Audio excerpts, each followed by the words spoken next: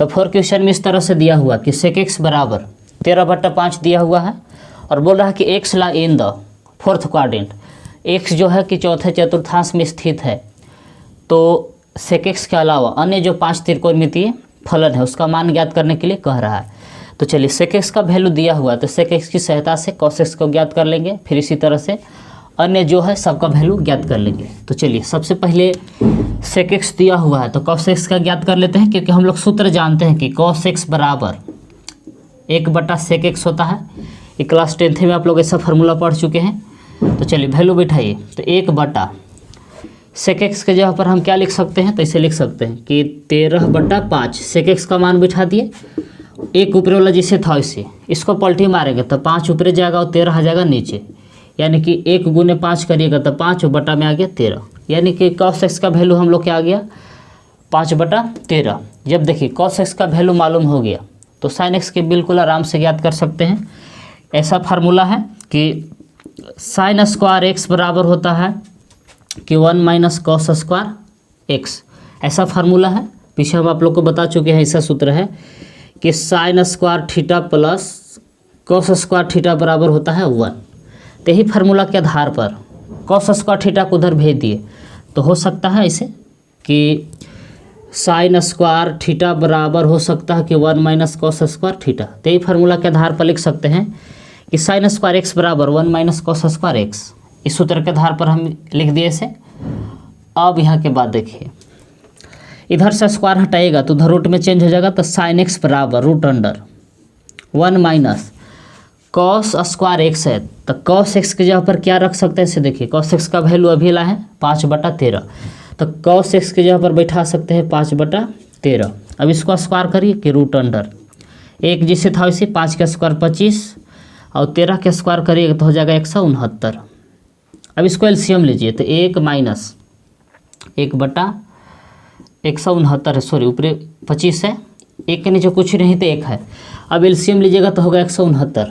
अब 1 में से भागा दिए 169 में तो 169 बार में कटेगा और ऊपर गुना करेगा तो इससे होगा 169 माइनस 169 से 169 एक बार में कटेगा, 1 से गुना करेंगे 25 में तो 25 जिसे था उसे रह जाएगा।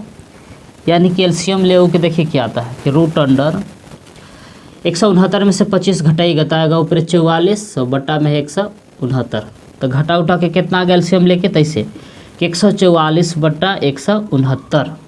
तो 144 के वर्गमूल निकलिएगा तो 12 और 169 के वर्गमूल 13, यानी कि sin x बराबर 12/13।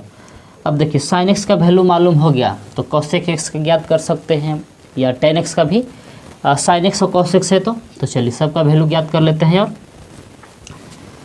तैसे tan x बराबर लिख सकते हैं इसे कि फार्मूला होता है कि sin x/cos x।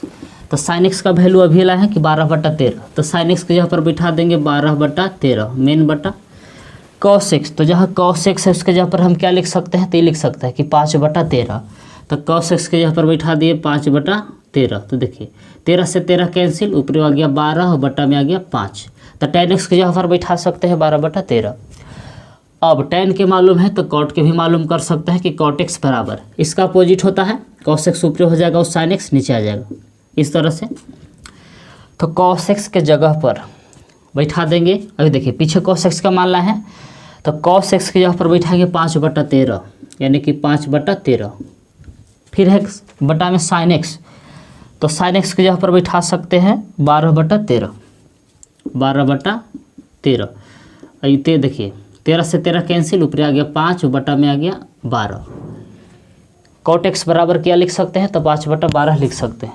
अब देखिए साइन भी मालूम हो गया, cos भी मालूम हो गया, tan भी और cot भी, एगो रह रहा है cosec x। तो cosec x बराबर इसे लिख सकते हैं कि 1/sin x। sin x का अपोजिट होता है तो 1/sin x का वैल्यू बैठा दीजिए, तो sin x जहाँ पर बैठा सकते हैं 12/13। इसको पलटी मारिएगा तो 13 ऊपर चल जाएगा, 12 आ जाएगा नीचे। अब क्वेश्चन में देखिए क्या कह रहा है कि x lie in the fourth quadrant. तो देखिए 4 क्वाड्रेंट में cos और sec का वैल्यू जो होता है से प्लस होता है और बाकी 4 गो के क्या होता है माइनस होता है। तो इस बात को इसे लिखेंगे कि चूँकि x lie in fourth quadrant,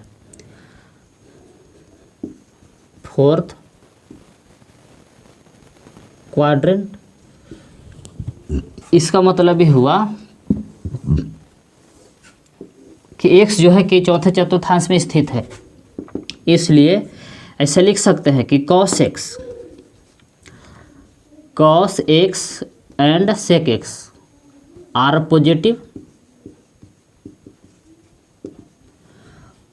and all other negative,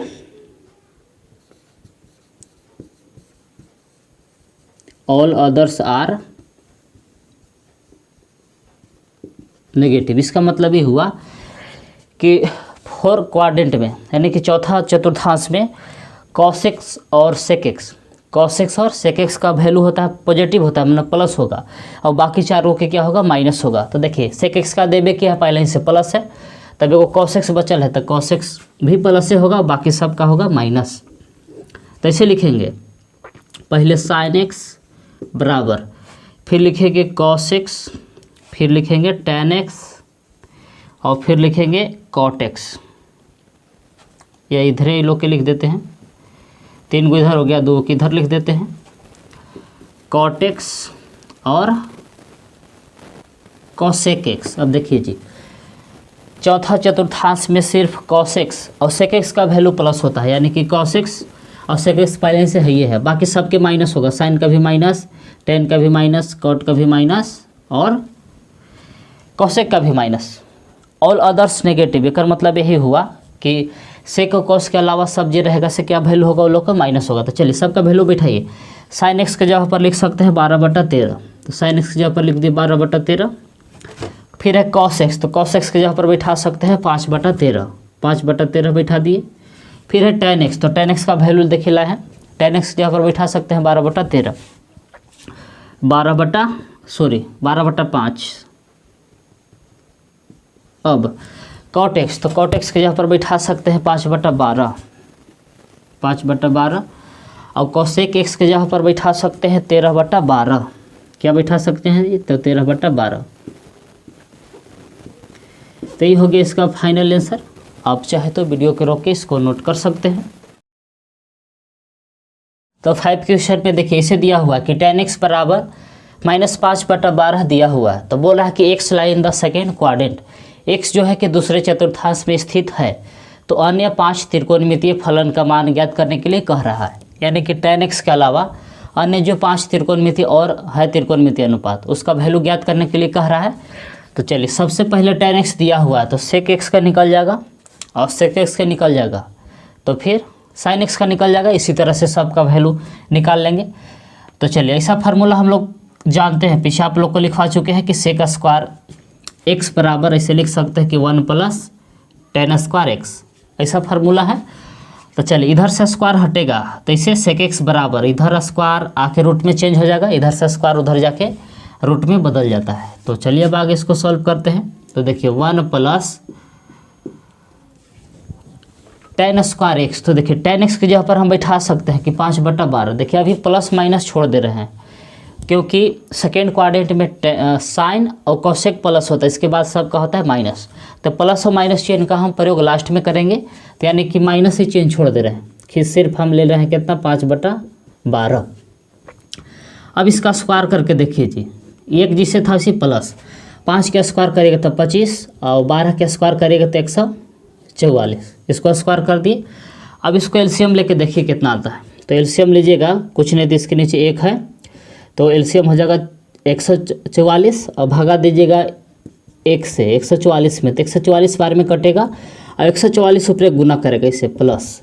अब 144 से भागा दे 144 में, तो एक बार में कटेगा, 1 × 25, तो इसे अब एलसीएम लेके जोड़िएगा तो कितना हो जाएगा जी, तो देखिए जोड़ के 4 5 9 और 4 2 6, यानी कि 169 हो जाएगा, कि 169 बटा में 144। अब इसका वर्गमूल निकाल दीजिए, तो 169 के वर्गमूल 13 और देखिए 144 का वर्गमूल 12, ये दोनों का वर्गमूल कर दिए, sec x का वैल्यू आ गया, तो cos x का वैल्यू ज्ञात कर सकते हैं, इसलिए cos x बराबर इसे लिख सकते हैं कि 1/sec x, ऐसा सूत्र होता है जी। तो 1/sec x के जगह पर लिख सकते हैं 13/12, sec x की जगह पर बिठा दिए 13/12, इसको पलटी मारेंगे तो 12 ऊपर चला जाएगा, हो जाएगा 12/13। अब यहाँ से देखिए जब कॉस एक्स के वैल्यू मालूम है तो साइन एक्स को ज्ञात कर सकते हैं। तो इसे लिख सकते हैं कि साइन स्क्वायर एक्स बराबर लिख सकते हैं 1 माइनस कॉस स्क्वायर एक्स। ये फार्मूला होता है जी, पीछे हम आप लोग को बता चुके हैं कि साइन स्क्वायर एक्स बराबर होता है 1 माइनस कॉस स्क्वायर एक्स। अब इसी के अनुसार इसको आगे सॉल्व करिए। तो देखिए इधर से स्क्वायर हटेगा तो उधर रूट में चेंज हो जाएगा कि ऐसे लिख सकते हैं कि साइन एक्स बराबर root under 1 minus cos square x है। तो कॉस देखिए कॉस एक्स का वैल्यू हम लोग अभी निकाले हैं कि कॉस एक्स की जगह पर बैठा सकते हैं 12/13। तो कॉस एक्स की जगह पर बैठा दिए 12/13। अब इसका भी स्क्वायर करके देखिए क्या आता है। तो 1 माइनस 12 के स्क्वायर करिएगा तो आएगा 144 और 13 के स्क्वायर करिएगा तो आएगा 169। अब इसको एलसीएम लीजिए, एक के नीचे कुछ नहीं तो कहा एक है, तो 1 और 169 का एलसीएम 169। अब 1 से भागा दिए 169 में तो 169 बार में कटेगा और 1 में गुना करेगा ऊपर, तो 169 माइनस 169 से 169 में भागा दिए तो 1 बार में कटेगा, तो ऊपर वाला 144 जैसे था वैसे, यानी कैल्शियम लेने के बाद क्या आ रहा है, तो ऊपर आ रहा है और घटा उठा के लिख देते हैं। 169 में से 44 घटेगा तो आएगा 25 और बटा में आएगा 169। अब वर्गमूल निकाल दीजिए। तो साइन एक्स बराबर 25 के वर्गमूल 5 और 169 के वर्गमूल 13। अब यहाँ तक आ गया। अब देखिए सेक एक्स का वैल्यू मालूम हो गया, कॉस एक्स का वैल्यू मालूम हो गया। अब कौन के बचल है से देखिए, साइन एक्स का मालूम हो ही गया तो टेन के देवी किया है, कॉट का निकाल सकते हैं। तो कॉट एक्स बराबर इसे लिख सकते हैं कि 1/tan x। अब 1/tan x का वैल्यू देखिए -5/12 है, तो माइनस प्लस अभी छोड़ दे रहे हैं, सिर्फ हम ले रहे हैं 5/12, माइनस चिन्ह छोड़ दे रहे हैं। इसको पलटिएगा तो 12 ऊपर चल जाएगा 5 नीचे। अब एक और बच गया है कॉसेक एक्स। तो कॉसेक एक्स बराबर होता है 1/sin x। तो 1/sin x के जगह पर अभी वैल्यू ला है 5/13, तो sin x की जगह पर बैठा देंगे 5/13। अब इसको पलटिए, 13 ऊपर चल जाएगा, बटा में आ जाएगा 5। अब सबका वैल्यू ज्ञात हो गया। अब किस क्वाड्रेंट में से देखिए, क्वाड्रेंट है सेकेंड, तो सेकेंड क्वाड्रेंट में साइन और कोसेक प्लस होता है, बाकी 4 को क्या होता है माइनस होता है। तो इस बात को ऐसे लिखेंगे चूँकि x lie in second quadrant,